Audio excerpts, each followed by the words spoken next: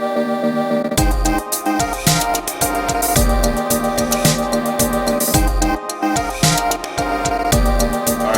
Warriors, we got a big one for you.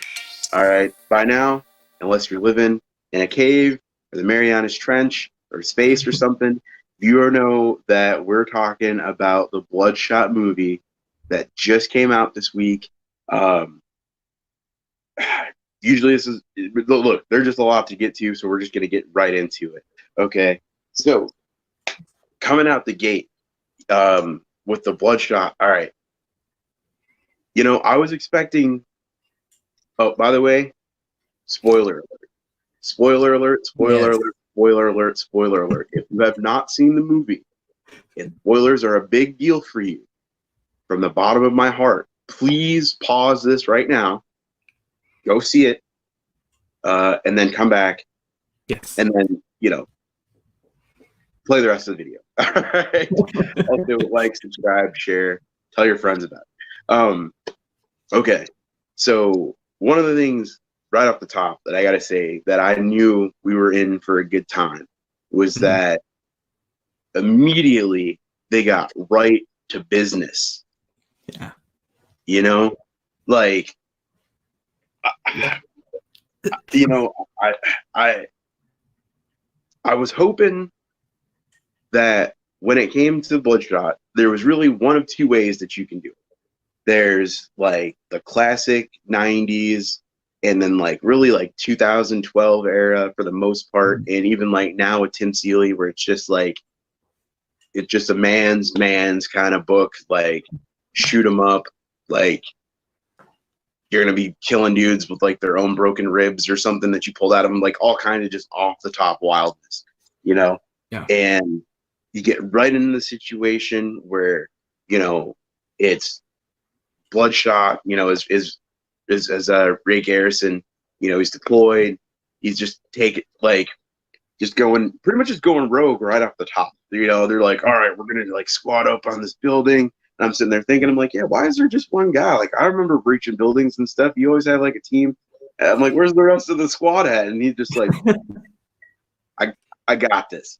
You know, just comes in, guns blazing, deals with the hostage situation. Like, oh, like what was going through your head when you just unreal. Like, I think you kind of just hit the nail on the head. It just has to start intense, and within a few seconds of this movie starting, you're like, oh man, you know, we're in for something really cool here. I think that ultimately this is Bloodshot brought to the big screen in such an exciting way. In the first few seconds, seeing Ray Garrison like this, like you said, just soloing it. But there's this weird feeling that something's not exactly right just from the get-go. And I think they, like, this mystery starts, but it's straight action, really cool intro, and just, it was an exciting time to be in the theater. I think it was really cool to kind of see the Valiant character like that just happen just like that, like within a few seconds. I was like, oh, this is cool, and it's going to be awesome. Yeah, and the thing that I really dig, and I think that just kind of comic book movies in general are finally kind of picking up on this, is that you want to be new people friendly. Like you want to be commercially viable. If you've never picked up a comic book before in your life, you don't even know how to like spell Bloodshot, you should be able, it should be accessible to you, you know? But at the same time, if you're, like, a person like myself or like yourself, where you know what Bloodshot's about, you want to see Bloodshot be about some Bloodshot type stuff. So even before, the powers are involved and everything else, it's like, yeah, the nanites are part of what makes Bloodshot, but let's just show you how raw Ray Garrison is off the top. And that's what you want to see. Like, it's, in the way they did it, like, so organically, it's like, the best comparison I can think of is, like, all right, Edward Norton, Incredible Hulk, right? Like, how they just did, like, the whole montage scene and, like, just got, like, right to it. Because, let's be real, even if you don't really know about the Hulk, you, for the most part, know what he's about. So nobody's really trying to wait 45 minutes for Dr. Banner to get blasted by a bomb again. Nobody's really trying to see Uncle Ben get shot again. Nobody's trying to see the Waynes get shot again. Like, Yeah. we all know those things, right? Reference them, have a flashback, whatever, but like, be about what we came for, you know? Yeah. And they did a great job of just showing that Ray, just as a man, is just, he's a dude. Like, that is why he's the dude to be Bloodshot. Like, it Yeah. makes sense because he's Bloodshot with or without the nanites, you know what I mean? Yeah, definitely. And then like the way that they show that he's not just about like shooting people in the face, like he's also clearly intelligent, you know, with the way he deals with the hostage situation, you know, just quickly evaluates the whole room. He's like, all right, I'm not going to be able to just M4 this dude to death. Like, I'm going to have to think of something quick on my feet. And like, if you've ever read a Bloodshot comic, he's not just guns. Like, he'll break his own arm and like get you, you know what I'm saying? And if that's what he has to do, just like stab you in the neck with like, you know, he'll, that's what he'll do. Like, he's just that dude, you know what I mean? So establishing it on within like the first, what, like 15 minutes or so of the movie, like half an hour, like, you know, 20 minutes, whatever. Yeah. Perfect. I thought that was spectacular. And then just like the change of him on the battlefield to like, you know, they show like that he's still not, he's like a lone wolf, but not because he's a douchebag. Like, you know, like when they show him in that little scene afterwards with his soldiers and stuff, like they're clearly like, they're like, all right, these guys are all boys. You know what I'm saying? Like that's what good leadership, that's what a good camaraderie looks like in a military unit. Like, he's not just like some blue falcon, like which really wouldn't even exist in the military. Like that Rambo crap doesn't really play, and he still gets chewed for it. He even catches like a bullet in the process. But so it's like all the wildness you want, but just enough groundedness to not water down who Bloodshot is. You know what I'm saying? And not like preach the suspension of disbelief before they get to the parts that really need the suspension of disbelief. You know what I'm saying? Definitely. I think they've got Ray in a position where it feels like an origin story. And for people who have read Bloodshot before, it feels really familiar. Like, you know what this story is happening. But for somebody who's just sitting down, it's a great introduction to who Ray is and what that dynamic is going to be with Bloodshot. And, you know, yeah, they go to, I think it's Kenya. I think they start out there and then they're back in Italy after they get back from their mission, and you see Ray show up with his wife, and they start building these different elements and kind of, like you said, bringing out a rounded character. And it doesn't take long before you know, things take quite a dark twist with that. And I think everybody sitting in the theater, it just kind of hits the way they build up this really quick and brutal intro for Ray Garrison and building all these different aspects of the character. And that's before we get to anything Bloodshot. And I think, you know, you just said that the movie should be about what we're here for. And I was super happy to see that it was very much that. And, you know, every stage and every step of the way, I think we got to see like the Bloodshot we see in comics a lot. And this is Ray Garrison's story, and we kind of know what's coming as fans, and they hit a lot of these paces and a lot of these notes that we're kind of familiar with. But I took my wife the first time to see it, and it was interesting to see that dynamic because at the start, you know, when you just got Ray Garrison, she was kind of taken back that, you know, this is who Bloodshot is. Like, there's a lot about to happen with this, and I think they did a great job with that. I think that was just a really cool like introduction up to the point of seeing Bloodshot happen. You know? Yeah, and you know, another thing that I liked about them going just right in to, you know, Ray getting kidnapped and like the whole situation with his wife is that they found a way to flavor it for like, because all right, superhero stuff now, you're gonna get a lot of bleed over from like the MCU and you know, like DCU, like the DCU app and all their shows and stuff like that.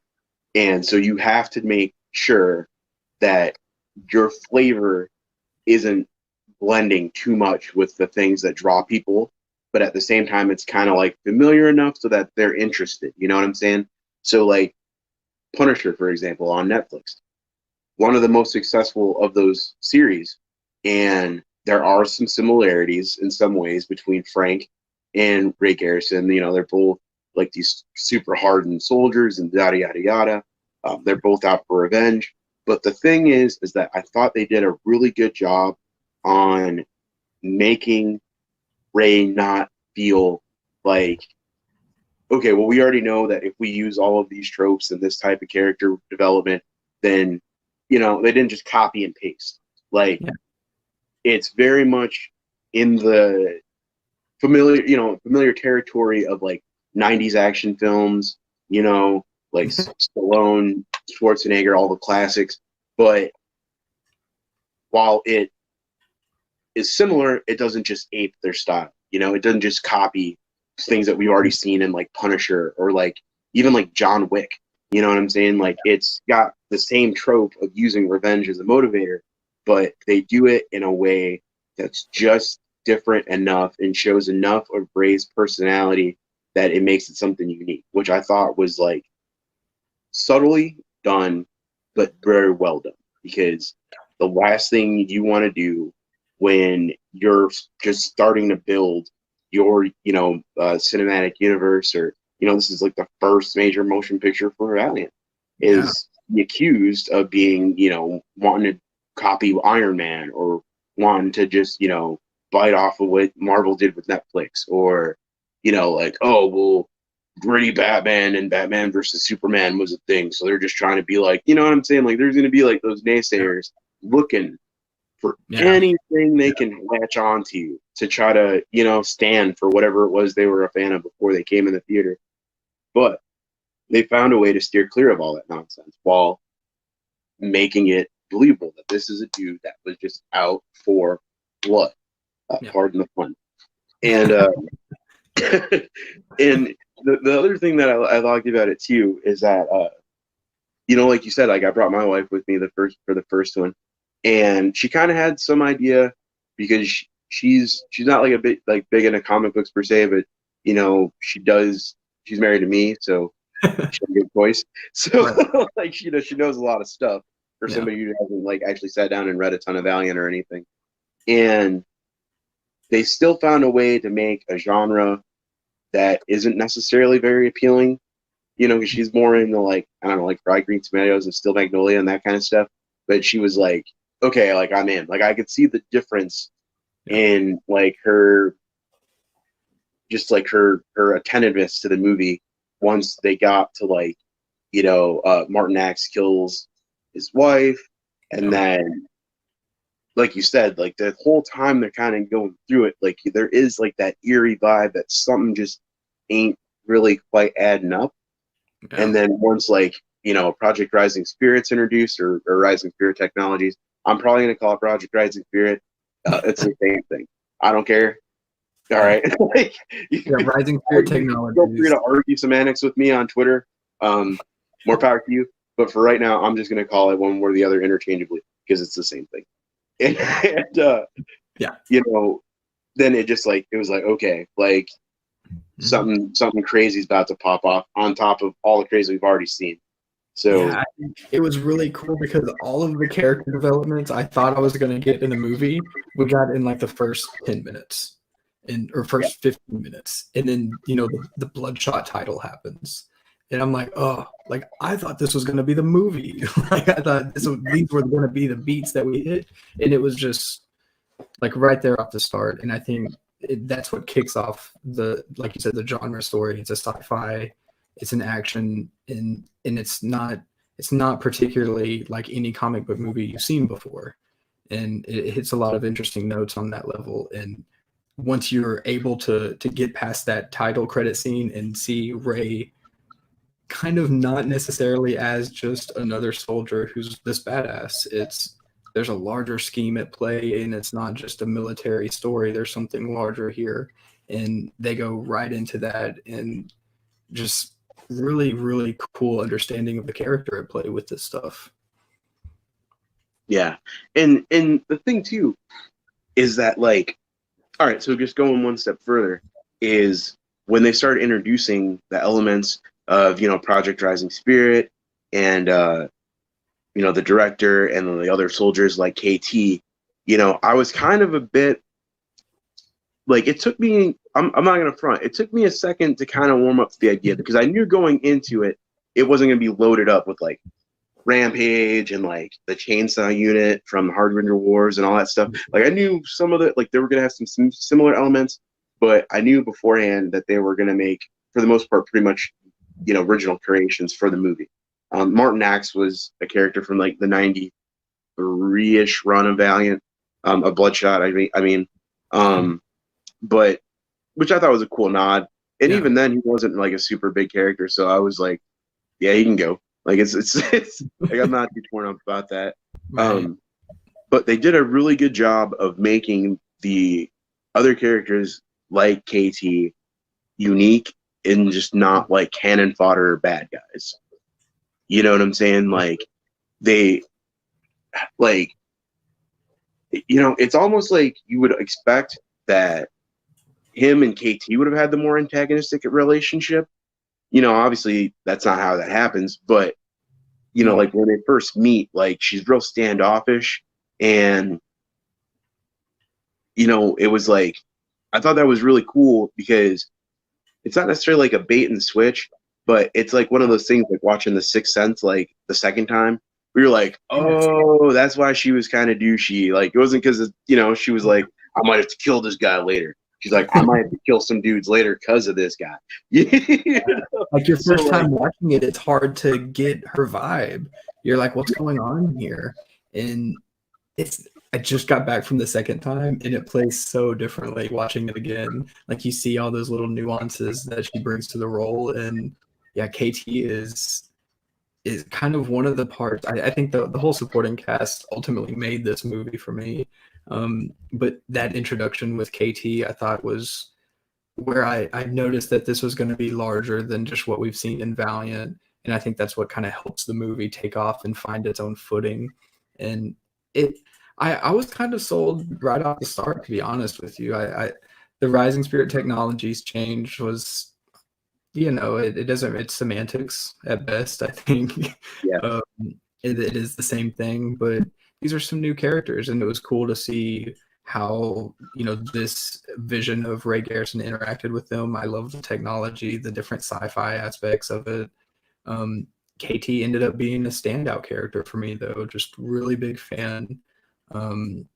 Maybe in the comics. I don't believe that she's in the comics at all, but maybe that can be a thing. yeah. I think for sure we're calling it. I'm just gonna throw it down right here, right now. I think that KT is gonna end up being like almost like a Harley Quinn situation Ooh. where people are gonna watch the movie and because even if like all right, like say you're just there with like your boyfriend or your girlfriend or whatever, and you're not even really super into like comic book movies, or even if you are, you like a more like Guardians of the Galaxy where it's more goofy and whatnot, and not like shoot 'em up action like mad testosterone.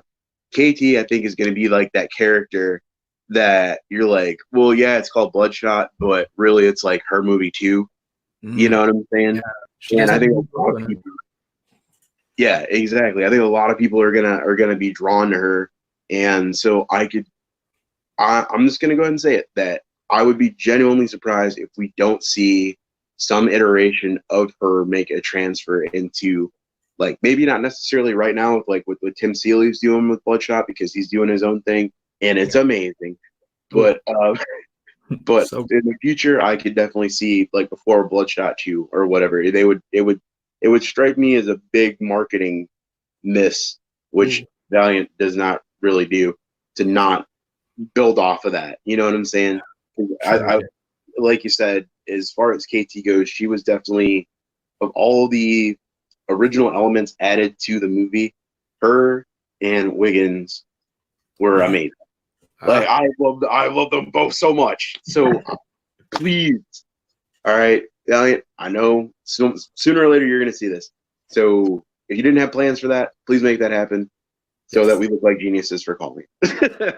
I know on social media there's a huge, as it Sam Hewen following. Sorry if I mispronounced the last name, but that character, I think it's Dalton, had a huge following on social media, and they're all clamoring for an inclusion of his character in the books. And I was just like, man, I gotta have KT. Like, that's who I want to see. Like, Exactly. really cool. Like, and the KT. All right, here's the thing, is that the moment that really sold me was the underwater kata, the kata underwater. Yeah. Like, everything about that scene was great because it was such a subtle way to really introduce. It was like a physical manifestation of what the character is going through. Like, she's Mhm. literally underwater fighting like the whole world around her. Yeah. Like, that's what she's going through with this whole Rising Spirit Technologies ordeal, and with Bloodshot and everything else, until Ray came along. That it was her solo against an overwhelming force. In that case, water. Yeah. So true. I think like that scene happens also right after you get Vin Diesel in this awesome, nanite fueled workout scene where he's just like pumping iron and like beating the crap out of a concrete wall or column.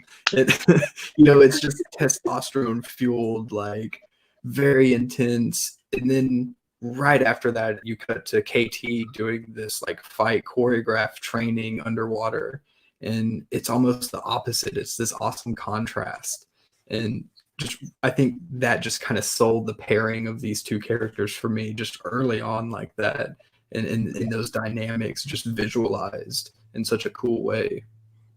Yeah, and and I think that's one of those things that is when in later on down the line, when people go and they see it like more times, and when it hits DVD and all that kind of stuff, or like Blu-ray, 4K, whatever. Those will be the moments that I think are what make people really remember Bloodshot. I mean, obviously, like all the dope action, like, because trust me, we are not done with that by a long shot. But it's gonna be like the second viewing things, or just like when you're in your car driving home from after the movie, and you're still thinking like, yeah, when you drop kick that dude in the chest, and then all those other little things that you're like, well, dang, because at first, like when you're watching her do all the underwater, it's cool looking, it's almost like ballet, but that on land she'd be just destroying dudes. But the bigger significance of it doesn't really hit you until you're like pulling out your keys to get in your house, and you're like, oh snap, like, okay, I see what they were doing there. That's, what I'm saying? It was like such a cool thing. And then, like you said, to put it, like the timing of it was great too, because you see Ray going from this situation where he just found out that his wife is dead, and he basically just got like resurrected from the dead, and he like, let's just wrap your brain around that you're like, hey, you're a walking talking cadaver of yourself, so that's a whole thing. No big deal. And the only like small ray of light he gets is figuring out that, like, okay, we ain't in Kansas anymore. Like, he's over just flexing like insane amounts of weights and just and it would just, like you said, the contrast of those two scenes, and like putting them right together at that time, because you could have used that to be his introduction to KT, and that would still work. But having that bizarre first meeting and then going into it, I thought made it like was a lot more poignant, even though it doesn't it's not like in your face, like they're not just like they're diametrically opposed, but they're gonna work together. You know what I'm saying? Yeah, like, exactly. Yeah. It's such a good thing. And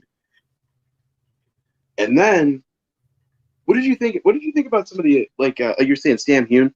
That's what we're going with, because I have no idea how to pronounce his last name either. Which, no disrespect, you did a great job. But how did you feel about the other characters too? Yeah, definitely. It was Tiggs and Dalton, I think. Yeah. That you've got one who's blind basically, but can see all these cameras implanted on his body armor. I thought it's just a cool way to bring all the sci-fi in. You kind of you're building in Rising Spirit technologies and you're filling them out and fleshing them out with all these cool characters. Guy Pearce just killed it. The tech hand was really cool.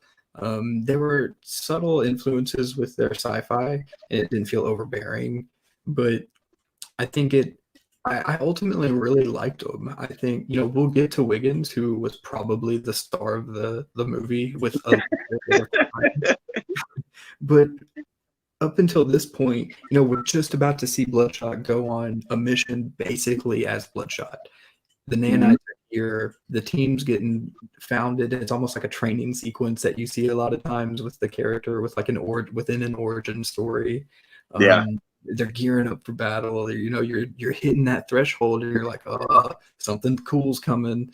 And right when that happens, right in the middle of that, I think they just flip the switch right there.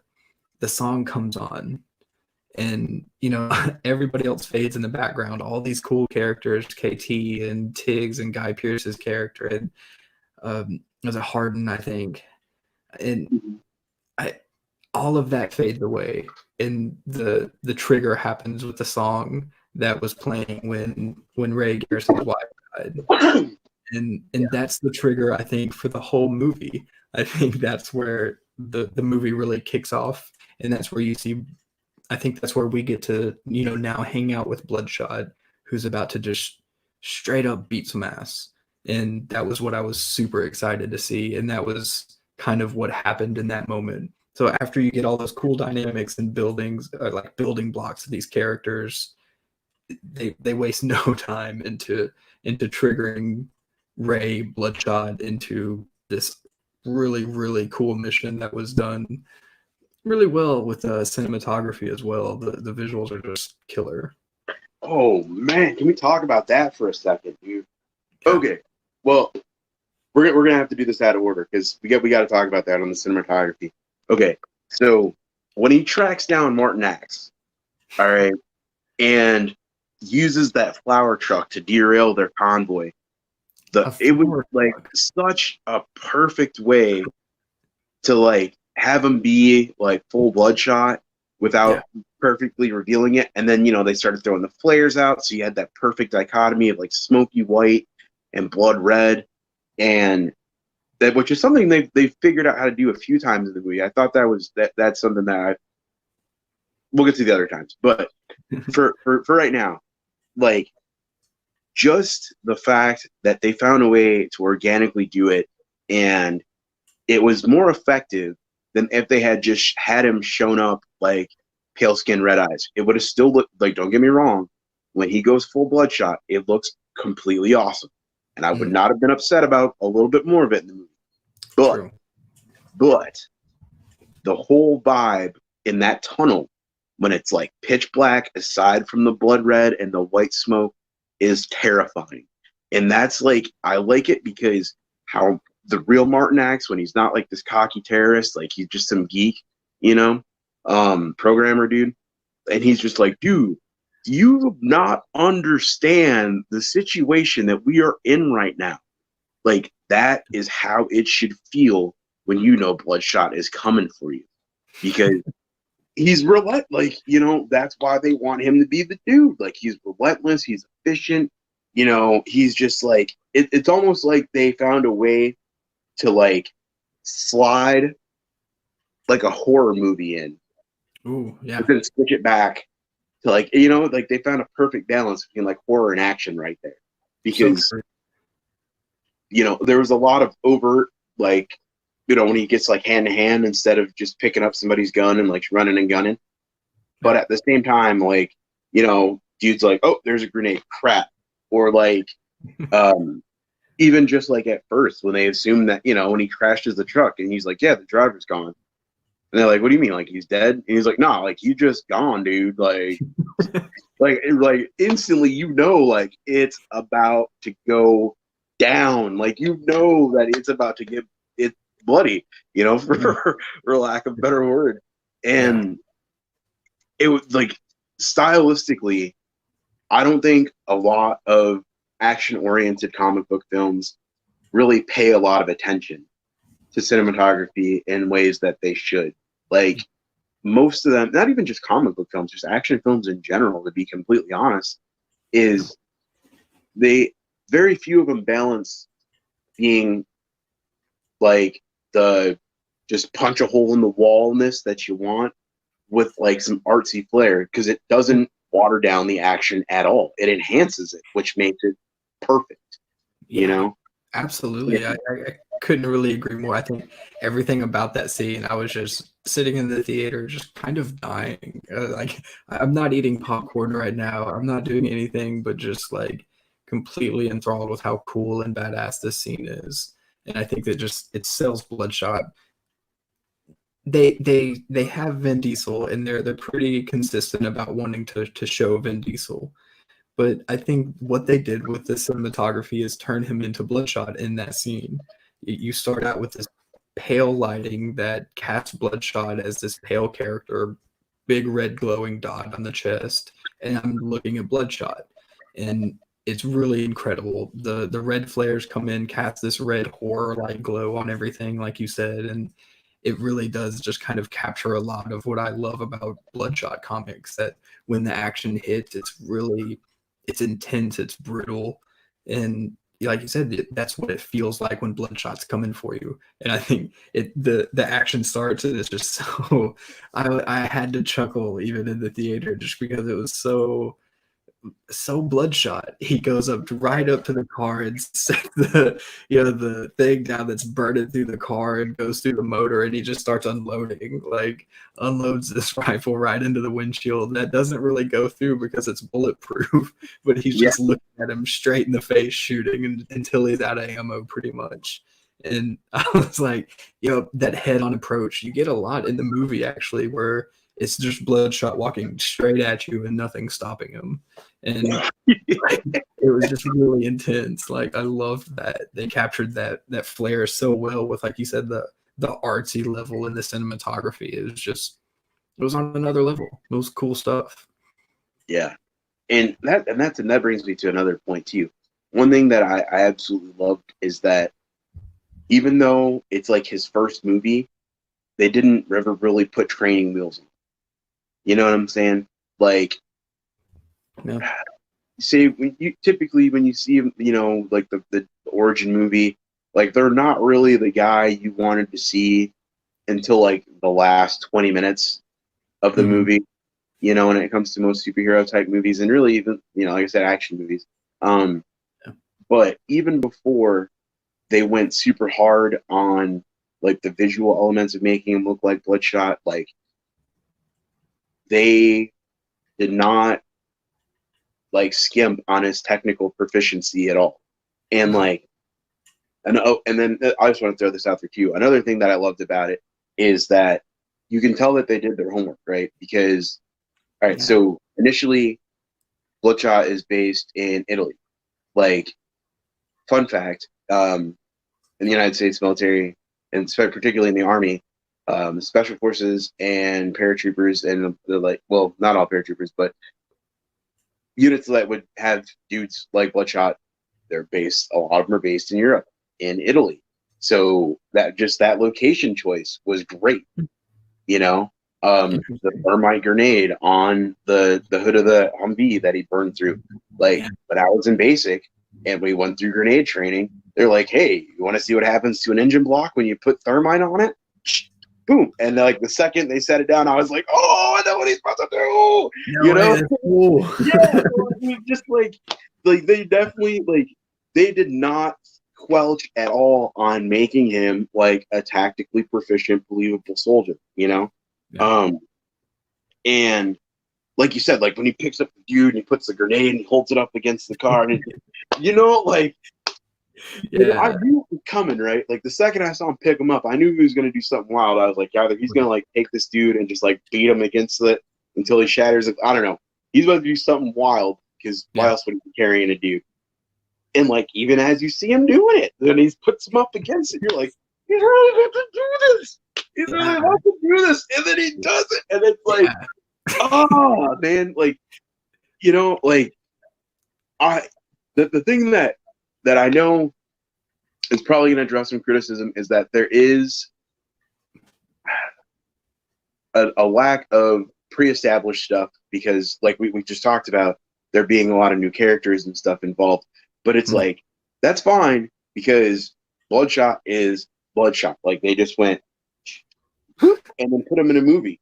You know what I'm saying? It's true. So Like, that was when it's a PG-13 movie. I don't expect to see Bloodshot pulling a grenade and holding this guy to a door and like using him to hold the grenade to the door. These are not like exactly, dude. concepts I expect to see. It reminded me a little bit of like the Venom movie.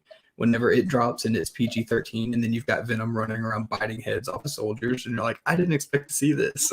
No, exactly. That's what this another, is.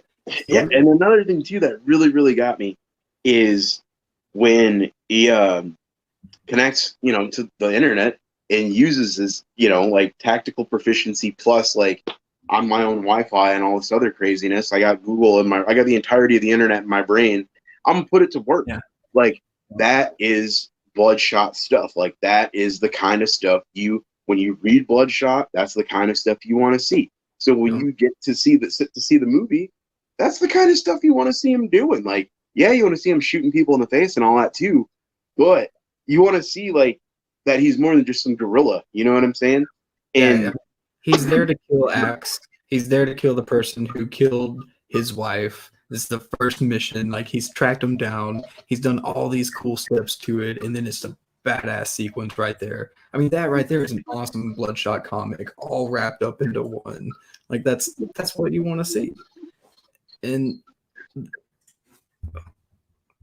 I ultimately just think that like that up to that point, I was like, well, I could walk out of the theater right now, and I'm happy. Yeah, like that's how cool that was, and then I honestly, it's probably even how spectacular the whole ending is. That whole sequence, whenever the grenade goes off and you see Bloodshot stand up, grab the two handguns and like John Woo style, just unload at the window to bring it down, and then the guy comes up and shoots him in the face. That is probably my favorite scene in the whole movie. That is, that is a panel like ripped from a Bloodshot comic. Yeah, you've got his face just blown off, like spread in the air with the nanites behind him, but he's still pulling up the pistols to keep shooting, and that'll give you chills in the theater. That was such a great thing, and that brings me another good point too, as far as just making Bloodshot unique. Okay, healing powers in superheroes movies, not necessarily the most unique thing. Wolverine's had a couple movies.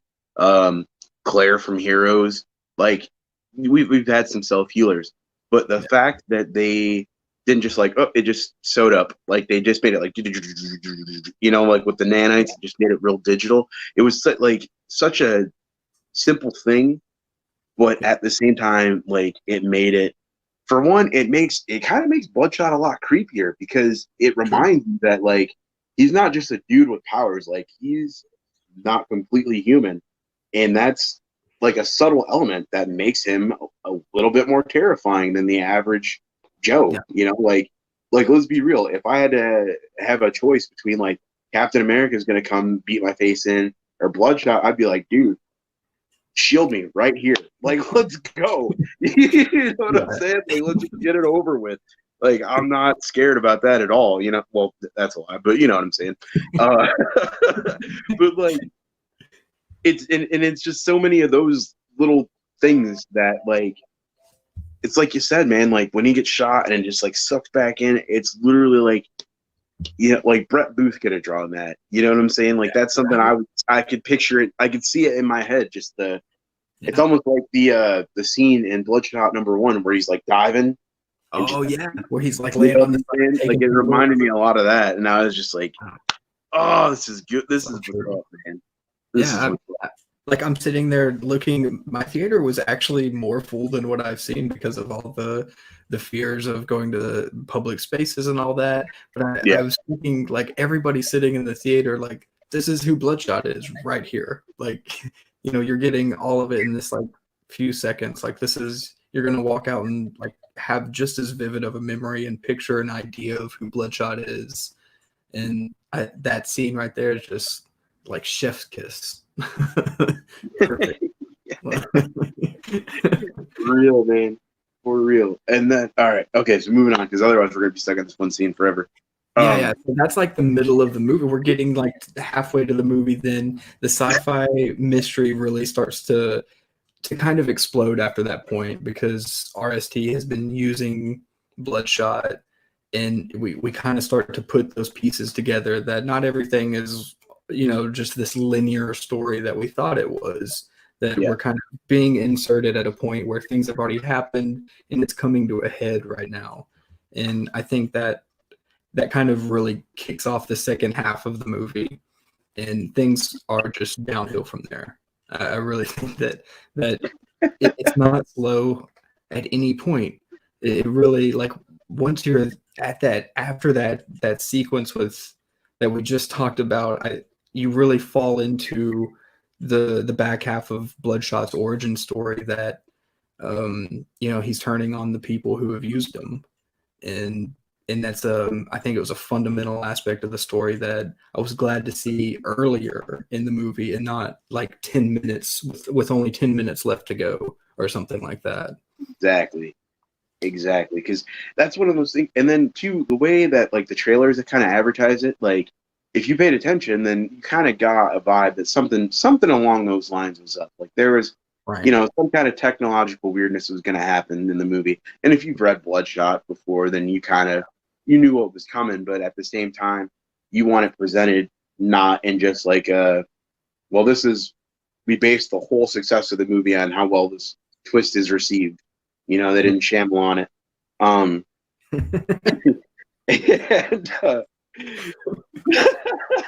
so, like the way what I liked about it is the way they presented it. It's almost like Harding is. It's funny because Bloodshot is the one who doesn't have his memories and he's being controlled, and his reality is almost false in a lot of ways. But at the same time, like Harding, like the way he talks to people, like when him and Bloodshot get into it over, he's like, I can't believe you're upset about this. Like he's the one that's detached from reality. Even like when KT, like way before, I kind of jumped ahead of myself there, but even like way before that, when KT's like, she's trying to call him out, like, dude, like, when are you gonna have, like, when's enough with this whole Bloodshot project? And he's like, what is she upset about? Like, so what? I killed a bunch of my friends. Like, but we're the only ones that have this tech now. Like, yeah. Why aren't you excited? You know what I'm saying? Like Bloodshot comes, he plays the monster, but Harding is a monster. Ooh. Such a good point. Yeah. That was like, I thought that was great. Like again, casting on that, just hard. Stellar. I think you just kind of blew my mind with that. That it does speak to what kind of villain goes up against a character like Bloodshot. And I think as you kind of get towards the back end, you get this confrontation of them talking in what feels like it's supposed to be a neutral space, but it's just a part of the simulation essentially. But he says, Bloodshot looks at him and says, you try to break people down like us and put us into boxes so you can control us. And Harding says, people like control or guidance. That's just a fact of life. And I think like seeing the contrast of those two characters, I thought, this is who can go up against Bloodshot. It's not somebody who's going to like punch them in the face and like overpower them like that. He's a manipulator. And like you said, he's detached from reality in such a way that it's almost meta because he's following a script within a movie. And it feels like that, after you get, past the middle of the movie, his character flips and you see that change happen, and it takes a darker twist. And I think it really offsets Bloodshot really well. Yeah, and I'm glad that you mentioned that, because that was one thing that not so much when I saw who was cast in the movie and like the first trailers that I was really too concerned about, but something that early on I was a little concerned about is that as much as I want a Bloodshot movie to be like super action oriented, you don't want like him versus Rampage for the first movie, where it's like Bloodshot versus his chromatic, inversion. Because like on one hand, in Bloodshot 2, do I want to see something like that? Yeah. But but at the same time, like you don't want to go cliche. Like there's enough. I don't want to really call them tropes because that usually has kind of like a negative connotation, but there's a lot of tropes that are familiar to moviegoers with Bloodshot, just presented in unique ways. And I feel like that would have been a disservice to try to make the majority of the protagonistic element of the movie, or antagonistic element of the movie, I should say, just be like some dude who's like, well, I'm even more jacked than Vin Diesel. You know what I'm saying? Like, come on, bro. Like, I don't want to call out too many. Like, all right, that was cool, but at the same time, like, like it's a lot better to do almost like the Superman Lex Luthor thing, where it's like brains versus brawn, but is Superman really just brawn? Not really. Like, it just happens to be a useful tool. So there you go. With Bloodshot, kind of the same thing, like Harding kind of tries to put him in like you're just a dumb grunt. And it's like, well, if he was, then you wouldn't be having all of these troubles that you're having. He wouldn't have been able to, find Wiggins and have enough sense to be like, all right, figure out how these nanites work. You know what I'm saying? Like all of those things that built up to their inevitable confrontation wouldn't have happened if Harding was right about the kind of man that Bloodshot is. But because he's so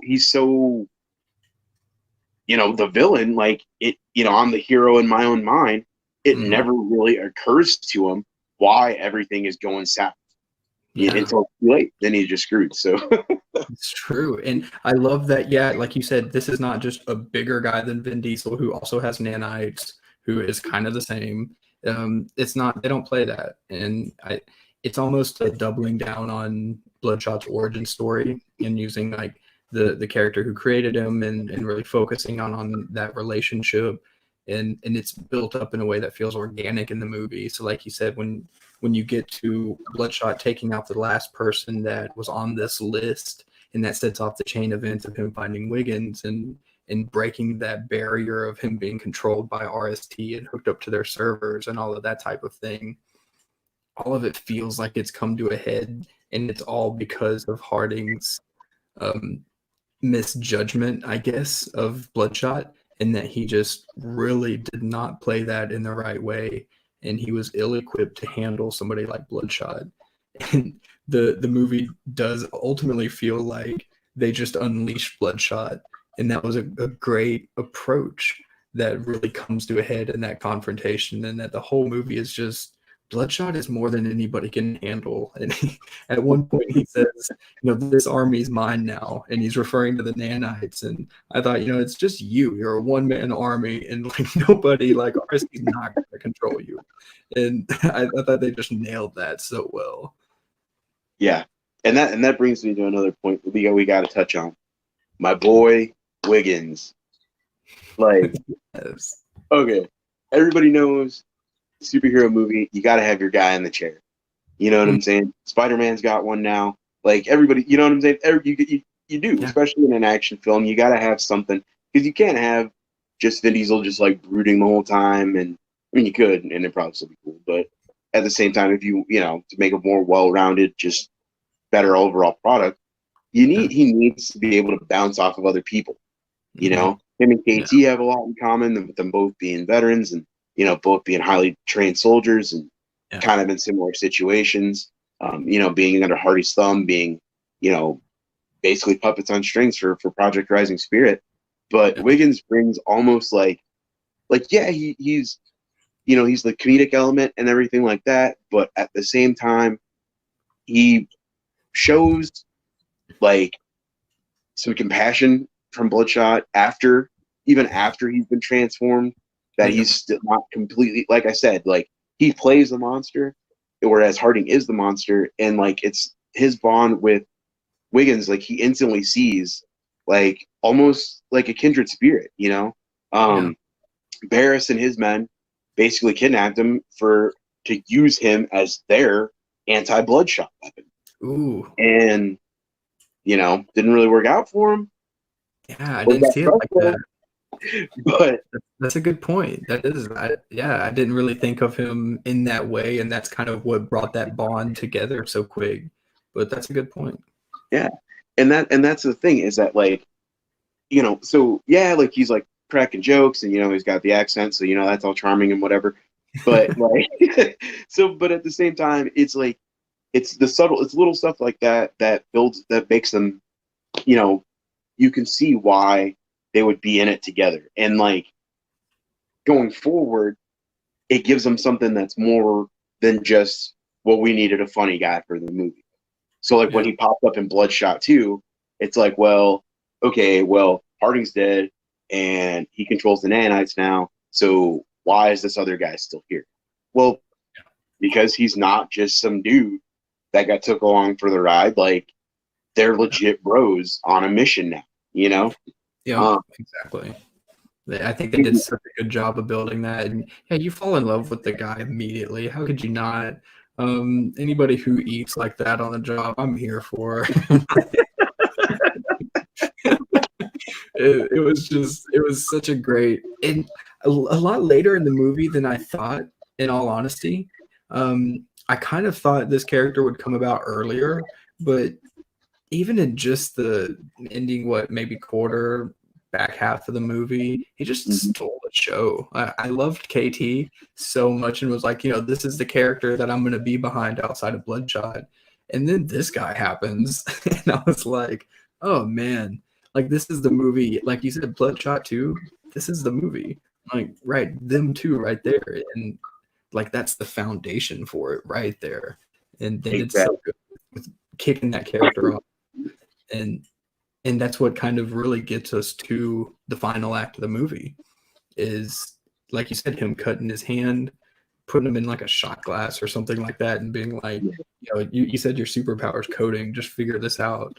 And he's like, yeah, I'll have it done by dinner. It's no big deal. Yeah, after like complaining and all that stuff. But that was kind of like, I just loved how they set him off like that. Really did. Yeah, they definitely did a great job of making, like we touched on, just something that's enduring, like making the two of them something that you'll want to see again, and just really kind of rounding out the trifecta of him, KT, and Wiggins. Like that's the team. Like they're the eight, I guess the B team, but like the A team. You know what I'm saying? Like they're all together, and and then another. All right, so this is another thing too that we kind of skipped over, but I'm just gonna circle back to it real quick. One thing that I thought was cool, because I was genuinely not expecting it, is when Bloodshot really starts piecing together what's going on as far as them screwing with his head. When he finally goes to find his wife, like, because it clicks, he's like, all this nonsense is going on, and it never, like, I have not gone to go see her, now that I know that she's not dead. And I like it because there's like a subtle moment where he's like, what if she doesn't even exist? You know what I'm saying? Like there's like that, so like honestly, you see it click on him. You see him just like, I haven't looked for her in that realization. Yeah. It was, like, so he's like, I got it now, you know what I'm saying? And I full-heartedly was expecting like, like some Mr. and Mrs. Smith stuff or something where he's going to show up and she's like, oh, you found me, or something. Like, but the way they went with it, where she's not just like some spy they hired to be an actor or whatever. And, she actually is a real person with and they did have a history. Like, for one, that makes that backstabbing from Harding he just twist that knife, man. Yeah. Like that digs it even deeper. And then she's like, yeah, I haven't seen you in like 5-something years. And like, she's like moved on and got remarried and like has kids, and not one, but like 2, you know what I'm saying? Like, oh God. Like for him, like those moments like that is it made the inevitable confrontation that much juicier, because it's like, all right, you saw what he did to Martin Axe when he thought he was just some douchebag who killed his wife. Yeah. So how much worse is it going to be when you get stabbed in the back that deep? Yeah. You know, like, Yep. you just wake up and this guy's like, yeah, man, like, we're be buddies. Yeah. And it's like, well, actually, for like the last X amount of, we've been screwing with your head, and just deal with it, guy, and then all this other stuff comes out of, Yeah. I love so much, man. Oh, man. All right. Moving on. Okay. So, well, no, let me, what was your 2 cents on that? Like, we can't, we got to cover this a little bit. What did you think about that part? I thought that was a really cool moment, because you think that it's just you've hit this point where now it's time to go after Harding. Like, remember that he has a wife, and I thought that was like, oh, I even in the theater I was like, yeah, ugh, you haven't looked for her yet. You've kind of been like, but it was like, oh, and I thought that was a great moment. It was almost like a kind of a great pause right before you hit this big epic action-packed finale, and I thought they did well with that, and that confrontation.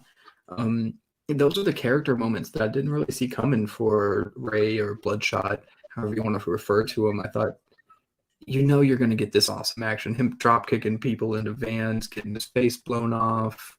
You're getting this stuff. It was the moments like when he's interacting with his wife or ex or somebody he used to know. That those kind of moments, I was like, wow, Vin Diesel, you brought surprising tact to this role that I didn't really see coming. It was cool. Like, I was glad to see that they were able to pull off some character beats, and it wasn't all just shoot 'em up action. And that was kind of one of the better instances of them playing with the relationship and emotional dynamics that come along with this character. You're not seeing that stuff in a lot of the comics, the baggage that comes with being who Bloodshot is. And it translated well into the movie, because it's a different medium, and I think that worked better there. Yeah, and when we started this, I said there's really 1 of 2 ways you can do Bloodshot, and then now that I think about it, I don't think I ever even got to what the second one was.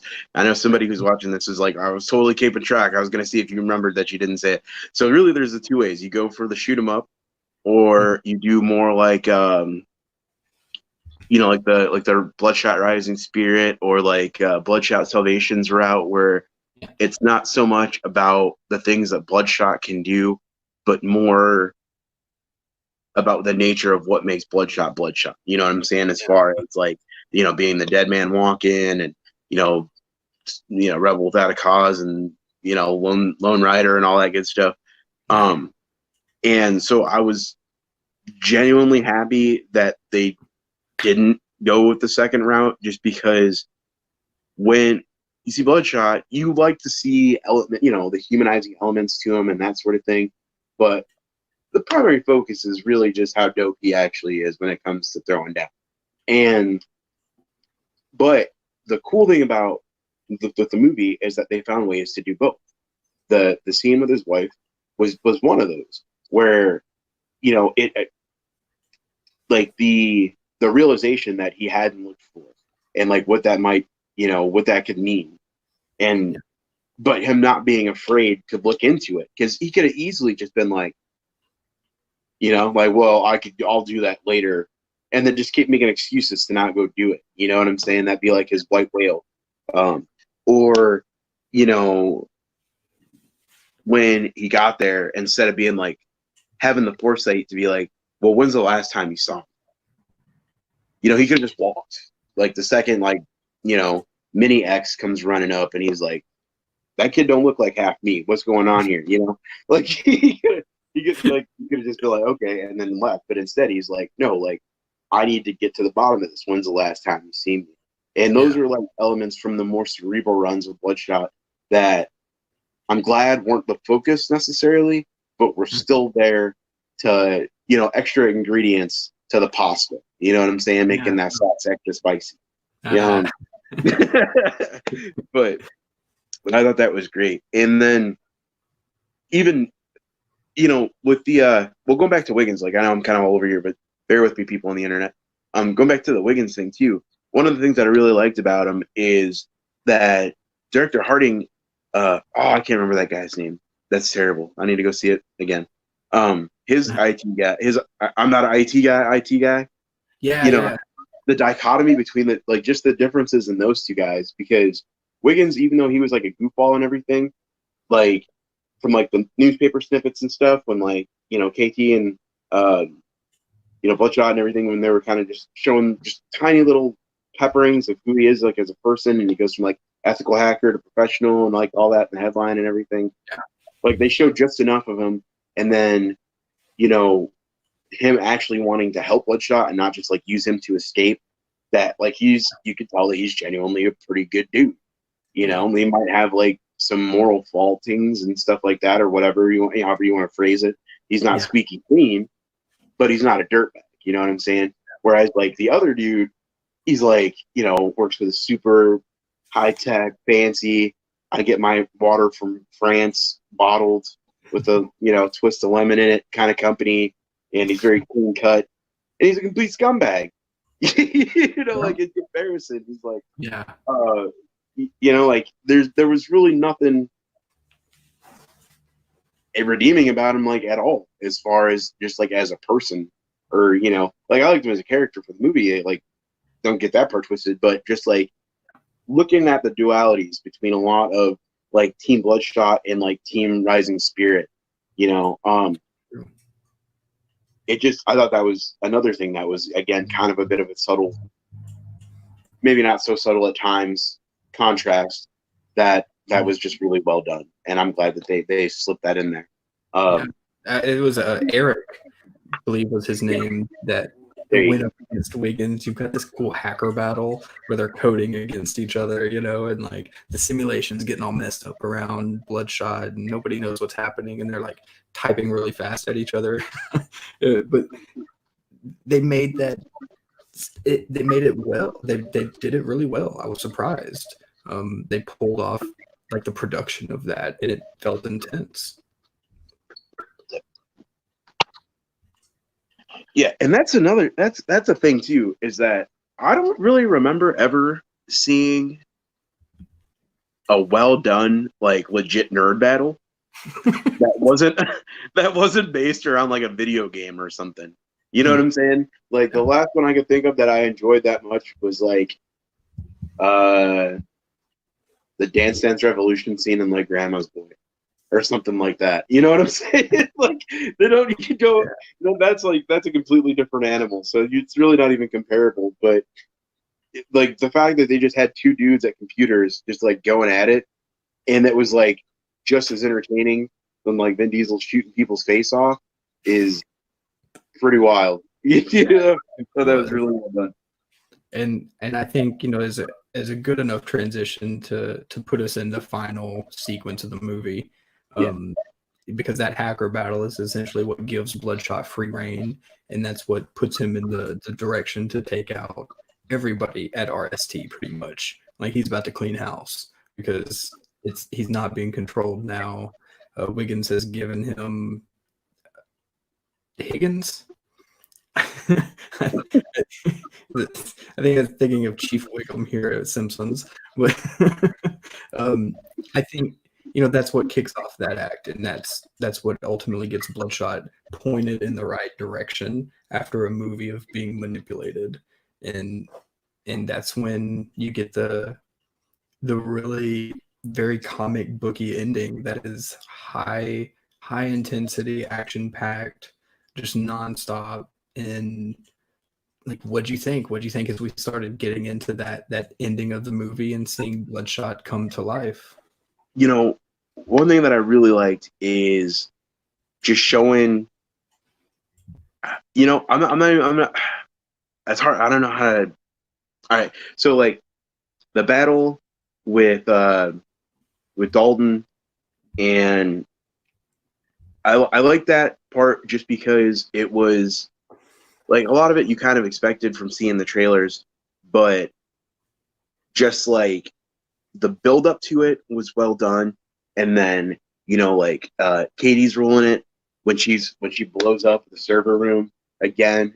Excellent cinematography where she's in like a similar situation, like when he was in the tunnel with the red and the smoke and everything like that. Like that was another instance of them not just using a time frame to do just like some crazy dopeness, but to do it like artistically well, And then with the actual throwdown between Bloodshot and Harding, my favorite part, aside from pretty much all of it, is the fact that Bloodshot was like willing and ready to die to put down this like rabid animal, because even with all that he did just to Bloodshot, like could you imagine what would have happened if that dude would have been able to just like run free with all that technical knowledge, like what kind of horrors he would have unleashed.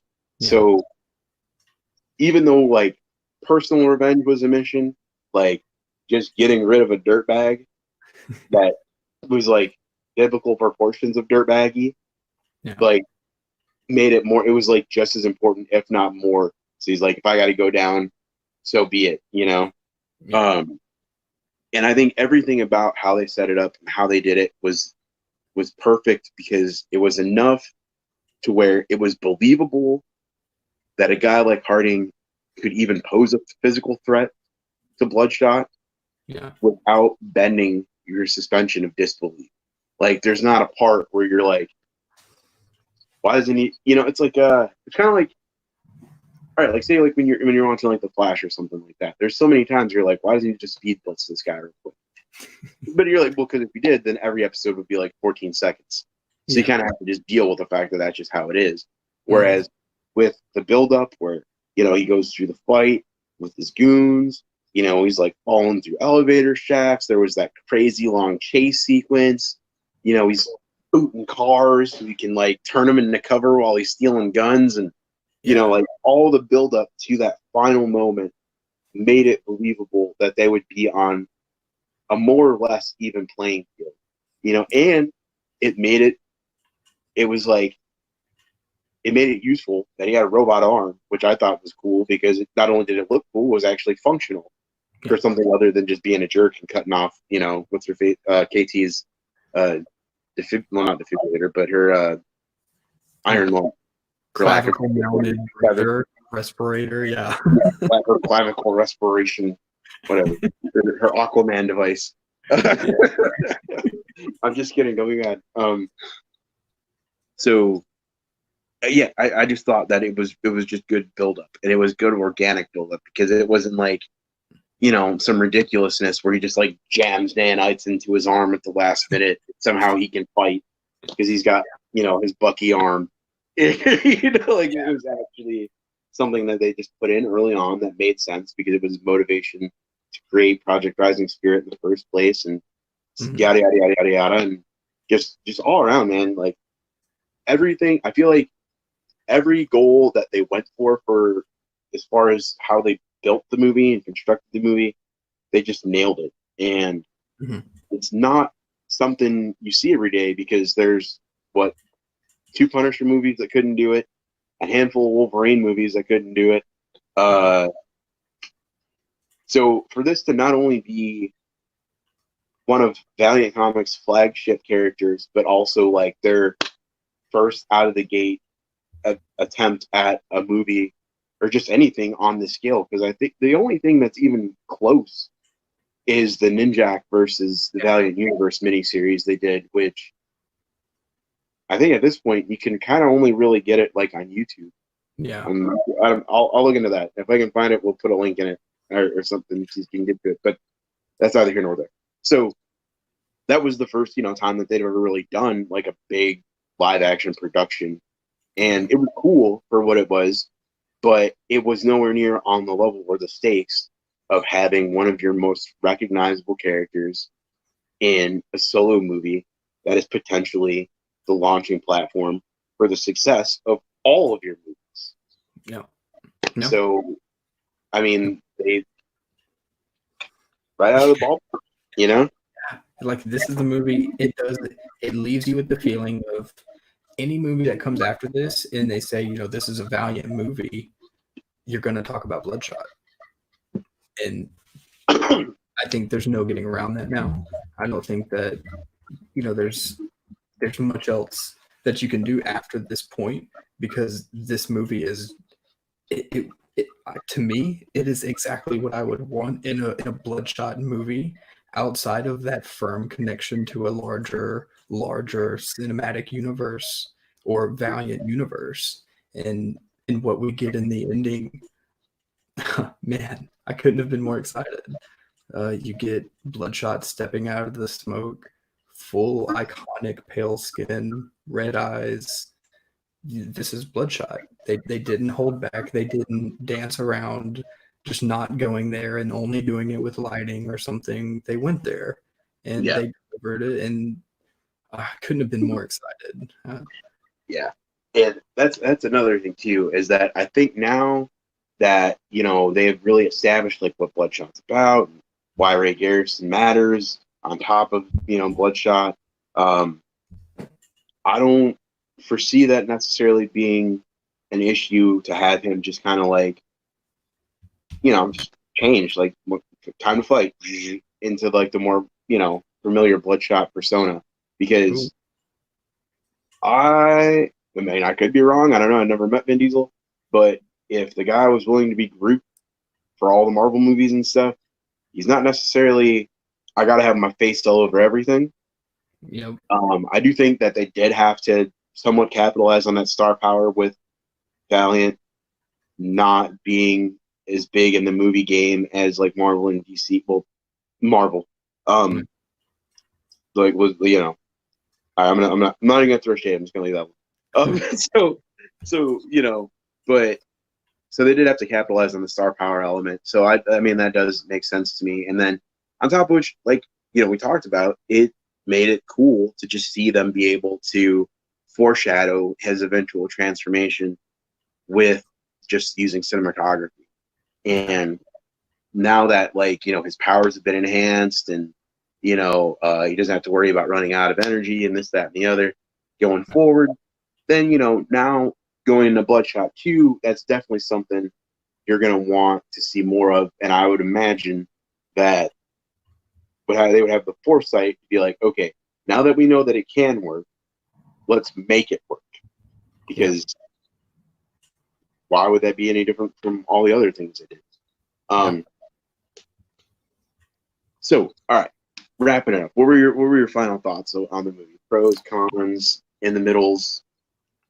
Yeah, I think like if we go back to the episode before, I think we did call a few things, in that we know what would be wrong, what would be right, and I walked out of the theater just cheering. Like, I was so excited, and kudos to everybody involved to pull it off in this way, because oh my gosh, like, to end with iconic Bloodshot.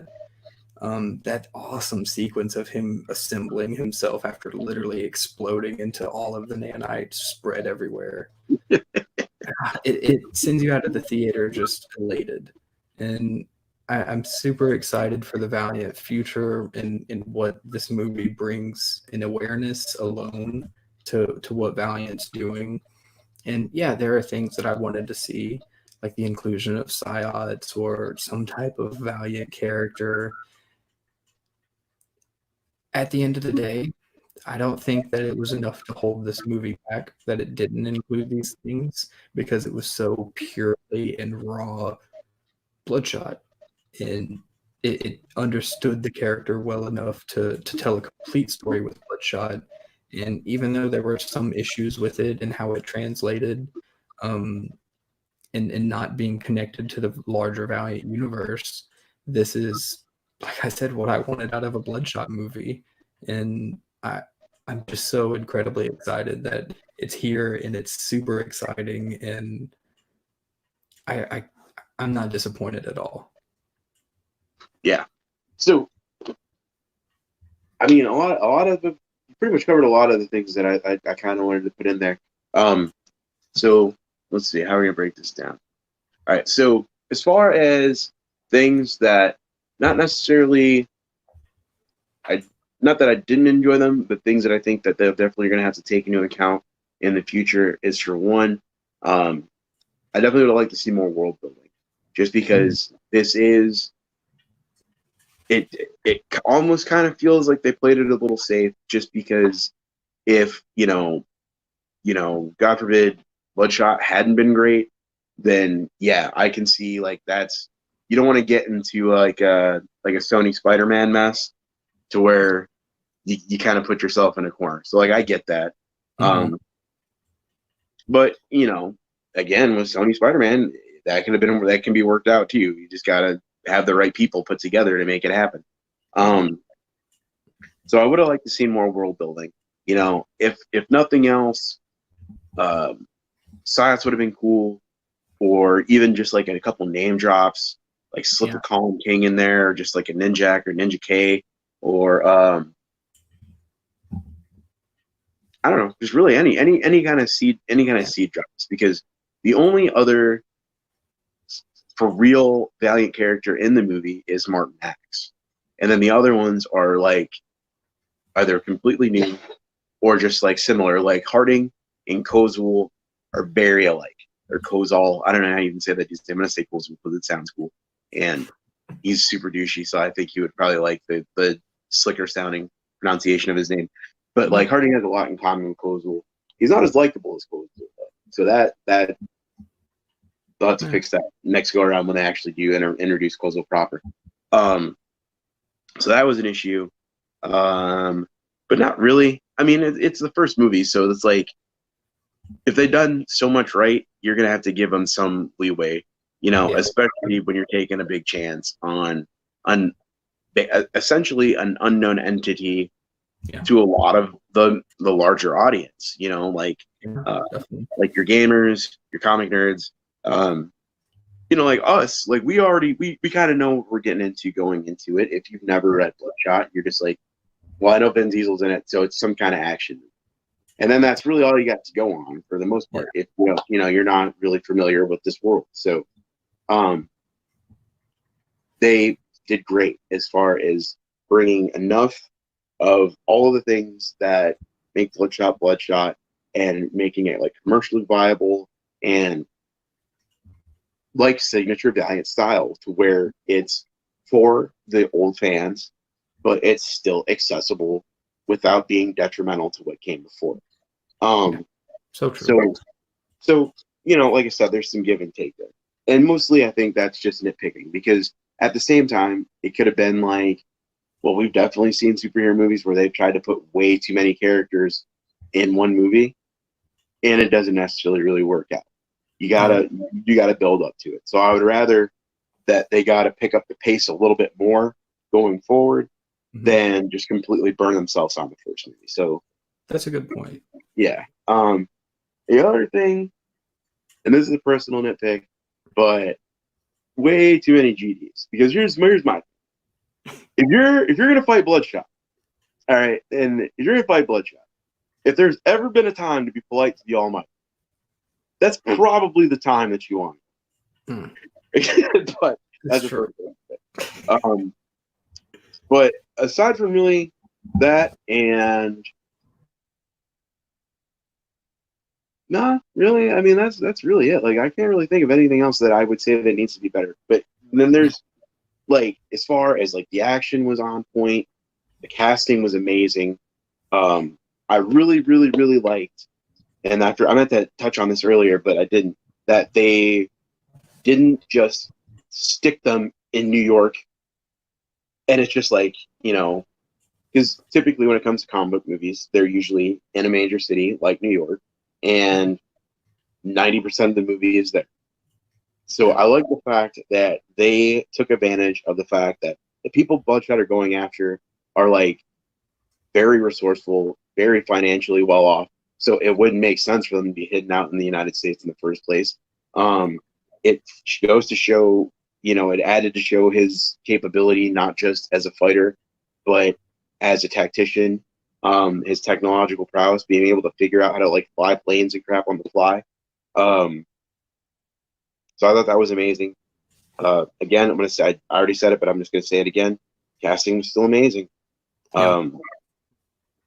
and I really liked the fact that they were able to introduce so many new characters that didn't just feel like caricatures.